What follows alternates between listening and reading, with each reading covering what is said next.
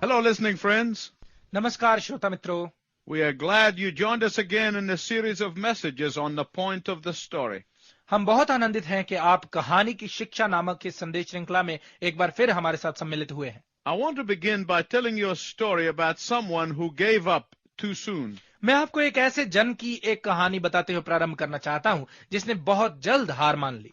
This story happened during World War II. ये कहानी है दूसरे विश्व युद्ध के दौरान की। An army chaplain was requested by a severely wounded soldier. एक गंभीर रूप से घायल सैनिक ने आर्मी के पादरी से निवेदन किया। The dying man asked the chaplain to write a letter to his former Sunday school teacher. उस मरते हुए सैनिक ने पादरी से कहा कि वो उसके भूतपूर्व रविवार स्कूल अध्यापिका को एक पत्र लिखे। Here is what he said in the letter. पत्र में उसने ये लिखवाया, Tell her I died a Christian because of what she taught me in that Sunday school class in church. उसे बताना कि मैं चर्च की रविवार कक्षा में उसकी दी हुई शिक्षा पर बने रहते हुए मैं मसीही ही मरा। The memory of her earnest pleas, उसके नम्र निवेदनों की याद, the warmth of her love for Christ, मसीह के लिए उसके प्रेम की गर्माहट, all stayed with me. सब मेरे साथ रहा। Tell her that I will meet her in heaven. उससे कहना कि मैं उसे स्वर्ग में मिलूंगा। The message was sent, and some time later the chaplain received a letter of reply from the Sunday school teacher. संदेश भेज दिया गया और कुछ समय पश्चात पादरी को रविवार स्कूल शिक्षिका से जवाबी पत्र मिला। The Sunday school teacher said the following. रविवार स्कूल शिक्षक ने यूं लिखा, Just last month I've decided to give up teaching Sunday school बस पिछले ही महीने मैंने रविवार स्कूल को पढ़ाना छोड़ दिया because I could not see any use in continuing. क्योंकि मुझे जारी रखने का कोई मतलब नहीं लगा। My listening friends, listen very carefully. मेरे श्रोता मित्रों, कृपया ध्यानपूर्वक सुने। In every area in Christian ministry and life, there are many people who quit too soon. मसीही जीवन और सेवकाई के हर क्षेत्र में ऐसे बहुत सारे लोग हैं जो जल्दी ही हार मान जाते हैं। And when Jesus left the crowds and became alone with the disciples, और जब यीशु भीड़ को विदा कर शिष्यों के साथ अकेला था, he told them a parable that was designed to strengthen their faith. उसने उन्हें एक ऐसा दृष्टांत बताया जो उनके विश्वास को मजबूत करने के लिए था। He told them a parable that was designed to open their spiritual eyes. उसने उन्हें एक ऐसा दृष्टांत बताया जो उनकी आत्मिक आंखें खोलने के लिए था। He told them a parable that was designed to help them comprehend the nature of his kingdom. उसने उन्हें एक ऐसा दृष्टांत बताया जो उसके राज्य को समझने में उनकी मदद के लिए था। He told them a parable that was designed to help them understand the true interpretation regarding his coming again. उसने उन्हें ऐसा दृष्टांत बताया जो उसके दोबारा वापस आने की सच्ची व्याख्या को समझने में उनकी मदद के लिए था। He told them a parable that was designed to help them see his messiahship as God intended it to be. उसने उन्हें एक ऐसा दृष्टांत बताया जो उनकी मदद के लिए था कि वो उसके मसीहापन को वैसे देखें जैसे परमेश्वर ने चाहा था, And not the way the Jewish leaders interpreted. न कि वैसे जैसे यहूदी अगुओं ने इसको पेश किया था। I am certain that at times the disciples were being tempted to question Jesus' messiahship. मुझे यकीन है कि कई बार शिष्यों के मन में भी यीशु के मसीहापन को लेकर सवाल आया होगा। At times the disciples were being tempted to question their decision to follow him. कई बार शिष्यों के मनों में भी यीशु के पीछे चलने के उनके निर्णय को लेकर सवाल उठे होंगे।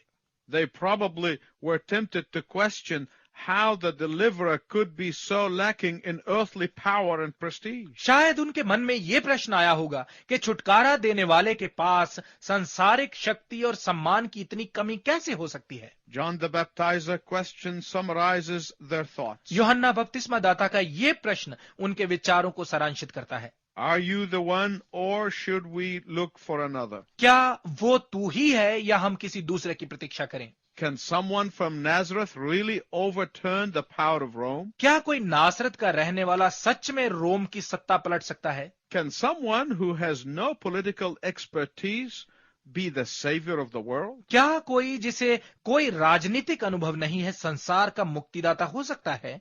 And if he is the one, why is he taking so long to accomplish the dreams of countless generations? और यदि वो वही है तो असंख्य पीढ़ियों के सपनों को पूरा करने में वो इतना समय क्यों ले रहा है? Why doesn't he take advantage of his popularity and lead the crowd and march into Jerusalem. क्यों नहीं वो अपनी लोकप्रियता का लाभ लेते हुए भीड़ को लेकर यरूशलेम में प्रवेश करता? Listening friends, listen carefully. श्रोता मित्रों, कृपया ध्यानपूर्वक सुने। Discouragement and despondency always produce quitting too soon. निराशा और आशा विहीनता हमेशा जल्दी हार मान लेने का कारण बनते हैं। And that is why Jesus took his disciples aside to tell them what the kingdom of heaven is all about. और इसीलिए यीशु अपने शिष्यों को एक ओर ले गया, उन्हें ये बताने के लिए कि स्वर्ग का राज्य आखिर है क्या। If you have your Bible, turn to Matthew 13:31. यदि आपके पास बाइबल है तो कृपया इसे मत्ती रचित सुसमाचार 13 अध्याय की 31 पद पर खोलिए।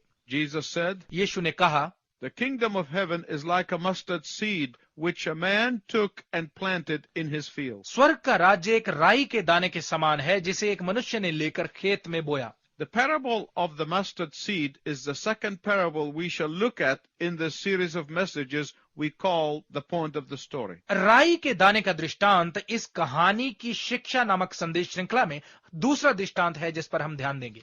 Mustard was an herb that was widely used back then. राई एक औषधि थी जिसे उस समय बहुत अधिक इस्तेमाल किया जाता था। In fact, even today, scientists are discovering all sorts of uses to be made of mustard. बल्कि आज भी वैज्ञानिक राई से मिलने वाले हर प्रकार के फायदों की खोज में लगे हुए हैं। I am told that it is even used for photography today. मुझे पता चला है कि आज इसे फोटोग्राफी में भी इस्तेमाल किया जाता है। Back during the time of Jesus' earthly ministry, mustard had many uses. यीशु की धरती की सेवकाई के समय में राई को कई तरह से इस्तेमाल किया जाता था। It was used in food. इसे भोजन में इस्तेमाल किया जाता था। It was used in medical purposes. इसे चिकित्सा उद्देश्यों के लिए इस्तेमाल किया जाता था। And seldom there was a house without mustard. और कभी ही कोई घर होता था जहां राई ना हो। And Jesus said, a man planted a mustard seed. और यीशु ने कहा कि एक व्यक्ति ने राई का बीज बोया। We met this man in the first broadcast. हम पहले प्रसारण में इस व्यक्ति से मिले थे। He is the sower of good seed. वो वही अच्छा बीज बोने वाला व्यक्ति है। He is the owner of the field. वो वही खेत का स्वामी है। He is the one who presides over the harvest on harvest day. वो वही है जो कटनी के दिन कटनी की अगुवाई करता है। He is the Lord Jesus Christ himself. वो खुद प्रभु यीशु मसीह है। And here he is the sower of the mustard seed. और यहाँ राई का बीज बोने वाला भी वही है। But Jesus went on to say more things. परंतु यीशु आगे और बहुत कुछ कहता है। In verse 32 of Matthew 13, मत्ती रचित सुसमाचार 13 अध्याय के 32 पद में, let's read it. आइए पढ़ें। यह अन्य सब दानों से छोटा होता है परंतु पूर्णतः बढ़कर बगीचे के सब पौधों से बड़ा हो जाता है और ऐसा वृक्ष बन जाता है कि आकाश के पक्षी आकर इसकी डालियों पर बसेरा करते हैं।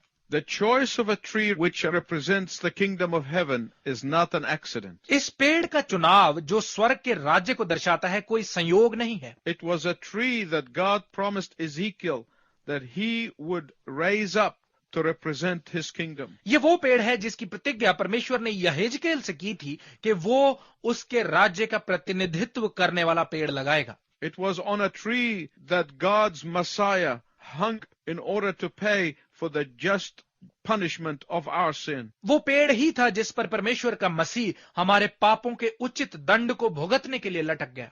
And here it is in a tree that grows from a tiny mustard seed that the kingdom of heaven will grow. और यहाँ पेड़ के रूप में जो छोटे से राई के दाने से उगता है, ऐसे ही स्वर्ग का राज्य बढ़ेगा। And when that tree is fully grown, it becomes a haven for small birds to nest in.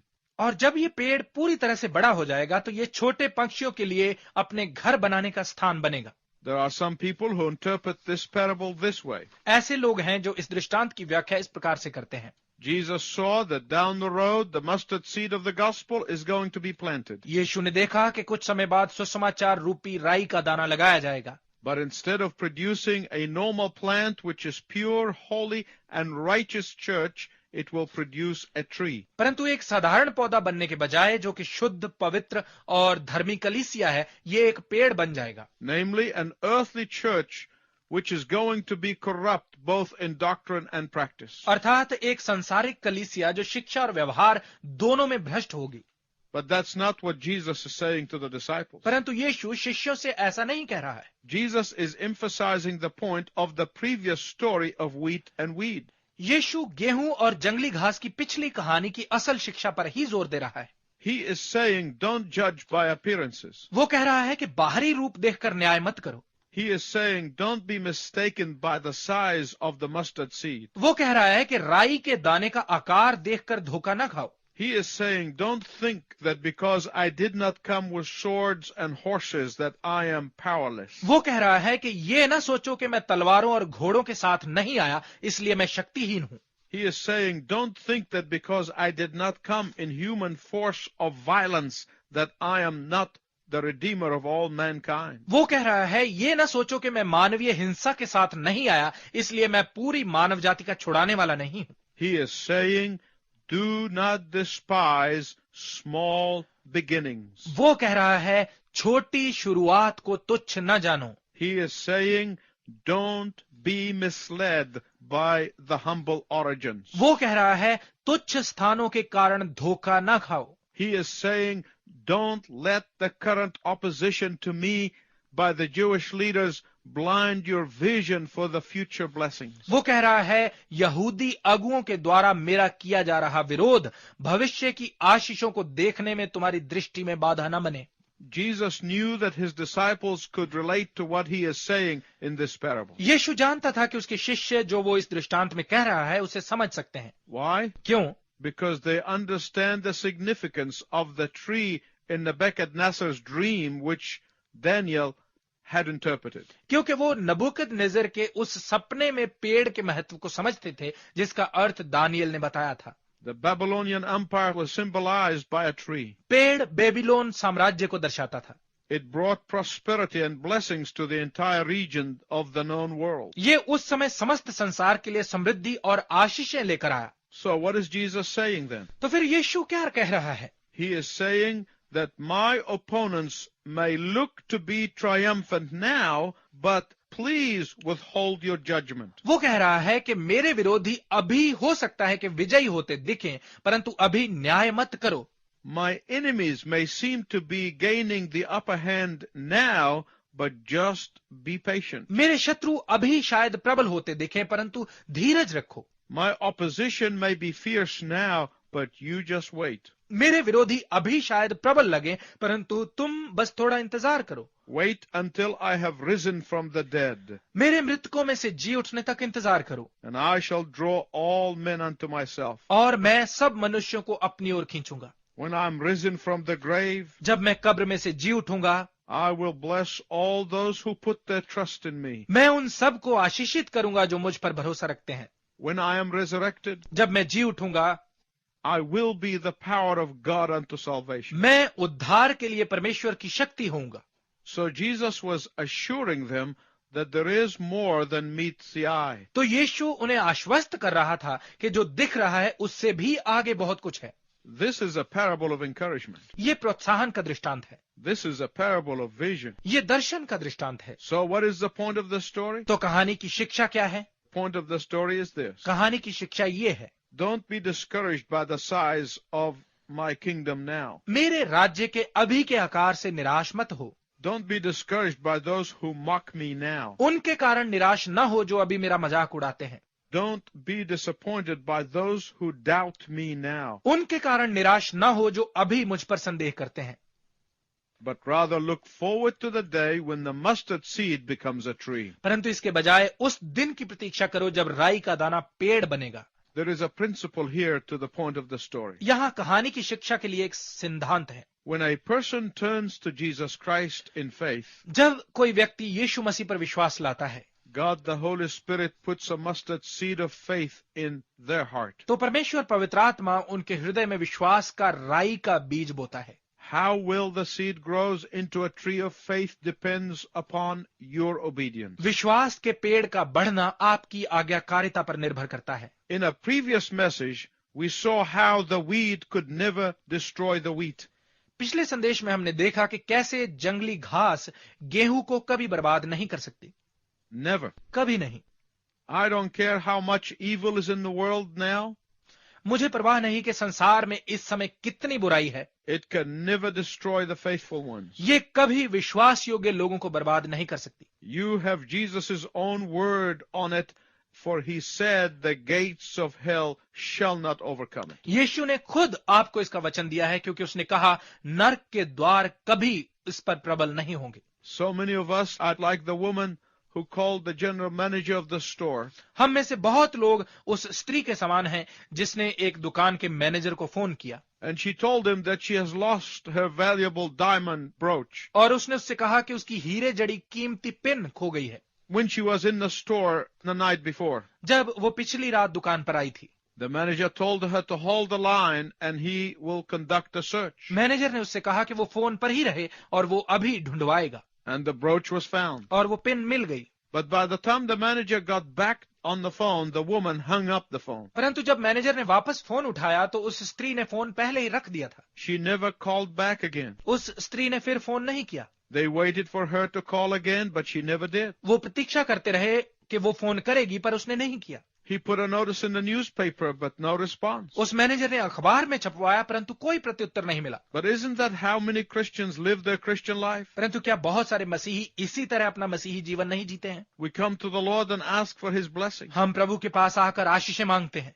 We come to the Lord and ask for His power. हम प्रभु के पास आकर उसकी शक्ति मांगते हैं। We come to the Lord and ask for His healing. हम प्रभु के पास आकर उसकी चंगाई मांगते हैं। We come to the Lord and ask for His leading. हम प्रभु के पास आकर उसकी अगुवाई मांगते हैं। But then we could never stay on the line long enough to receive from His hand. परंतु फिर हम उसके हाथ से प्राप्त करने तक कभी प्रतीक्षा नहीं करते। We hang up too soon. हम जल्द ही फोन बंद कर देते हैं। We give up too soon. हम जल्दी ही हार मान लेते हैं। We judge by appearances. हम बाहरी रूप देखकर न्याय करते हैं। We live by sight. हम दृष्टि के अनुसार जीते हैं And we get bogged down in worldly wisdom and miss out on the blessing. और हम सांसारिक बुद्धि का सहारा लेकर आशीषों को खो देते हैं। God wants to demonstrate His spiritual power through His obedient children. परमेश्वर अपने आज्ञाकारी बच्चों के द्वारा अपनी आत्मिक शक्ति को प्रकट करना चाहता है। But most people get just a little bit of blessing परंतु अधिकतर लोग आशीष का छोटा सा हिस्सा ही प्राप्त करते हैं or a glimpse of His power, या उसकी शक्ति की एक झलक मात्र,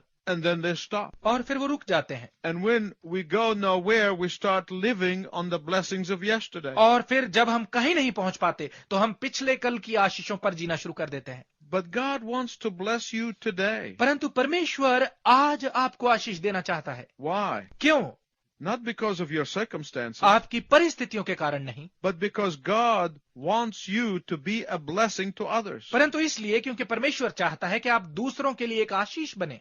God wants you to shelter the birds of the air in the shadow of your blessings. परमेश्वर चाहता है कि आकाश के पंछी आपकी आशीषों की छाया में शरण लें। God wants you to be like a tree sheltering others from the scorching sun. परमेश्वर चाहता है कि आप दूसरों को तीखी धूप से छाया देने वाले वृक्ष बने।